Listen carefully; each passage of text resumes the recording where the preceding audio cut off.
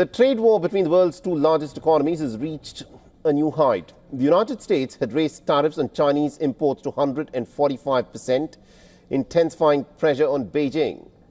In response, China has now announced retaliatory tariffs of up to 125% on American goods. Now, China has also said that it will ignore further tariff hikes, citing no economic sense for the importers.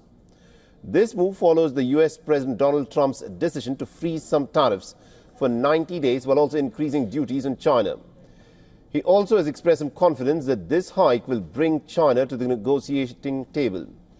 Instead, it is an all-out tariff showdown. Now, Donald Trump has said that the goal is to rebuild American industries and to reduce reliance on foreign supply chains. Critics, however, have argued that the tariffs are disrupting global trade and are driving up consumer costs. The escalation has triggered a sharp market reaction.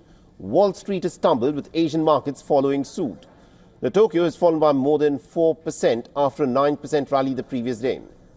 The Indian stocks have defied market slumps as the investors have priced in the domestic advantages as global trade is heating up.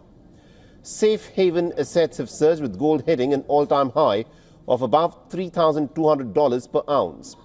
Now, oil prices have dropped and the US dollar has weakened as investors have responded to fears of a global economic slowdown. Now, analysts say that the brief market rally after Trump's initial tariff pause has faded. It's been replaced by concerns over the long-term instability in global supply chains and investment uncertainty. On the diplomatic front, the Chinese President Xi Jinping has called on the European Union to join forces with China against what he calls the unilateral bullying by the United States. The EU has temporarily suspended the planned tariffs on $22.4 billion worth of US goods, but has warned that it remains ready to respond if the talks are to break down. The United States shares the second largest trade deficit with the EU at over $235 billion.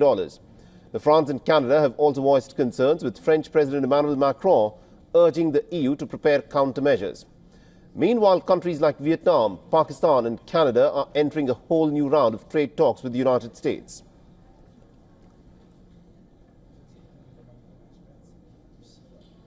And we earlier spoke with Dr. Andrew Ferris, the CEO of Ecognosis Advisory Limited from London. Listen to what he had to say. So effectively what the Chinese are doing, and they're doing it correctly, and I'm sorry, this should be an example also for India. They will not stand for being humiliated by this stupid way of using tariffs. They said enough is enough.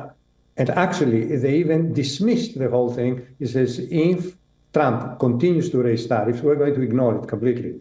You know, the worst thing you can do to a bully is to ignore him. And I would beg that Prime Minister Modi, I'm not anyone to give advice to the freely elected and popular Prime Minister in the second, correction, in the first biggest country in the world in terms of population. What to do is, but please, no more begging to United States about doing something about the 26% tariffs on India. Forget about this.